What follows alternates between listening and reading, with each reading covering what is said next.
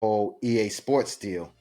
I see Yes. that online, which I believe is one of the biggest leverage buyouts that we've seen yet.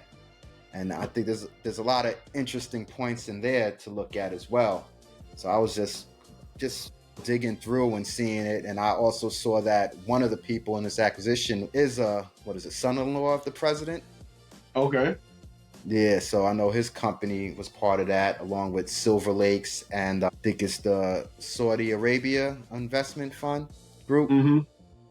Yeah, they Yes. are, so the value in an EA, right? The major value is as far as the streaming community is concerned, right? Live gaming. So live gaming is a big thing.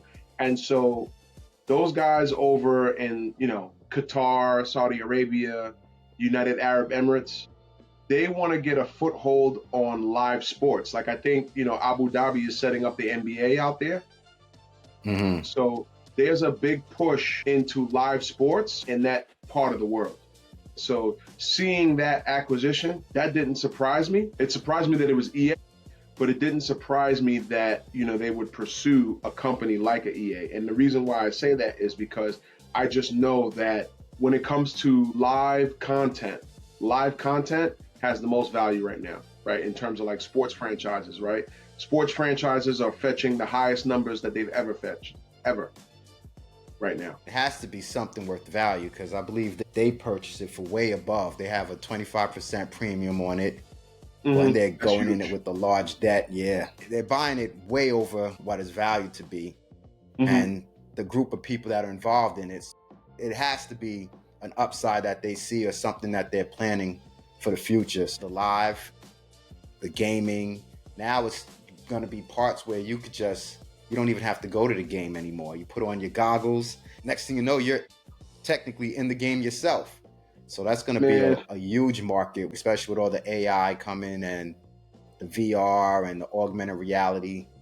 So it makes sense. It makes sense. yeah, we got a EA acquisition before we got GTA 6. Word, you know what I Yeah, mean? So yeah. So we got to wait and see what comes out of that. there's mixed feelings about acquisition, right?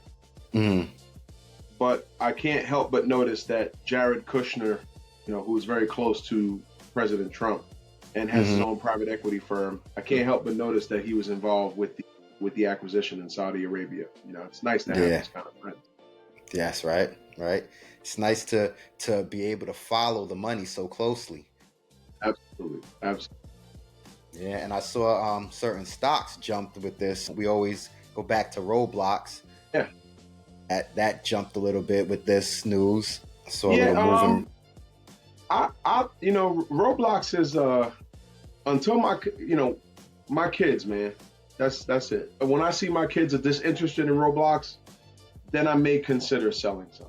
Yeah, then I may consider selling some. But until that happens, more Robux for everybody. You know what I Yeah, mean? Yeah. it's been good for me. It's Yes. definitely been good for And I me. think and I think it might be looking like it's ready to make another run. Yeah. Yeah, we had a nice. The last pop came by way of on Roblox.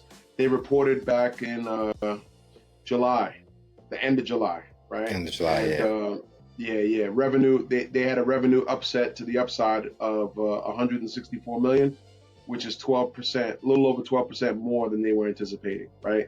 They were anticipating 1.27 billion. They got 1.44 billion dollars in revenue, right? Even though the earnings per share, they incurred more costs. I mean, not by much. They were only expecting, a loss of what? They were expecting a loss of 36 cents. They got a loss of 41 cents.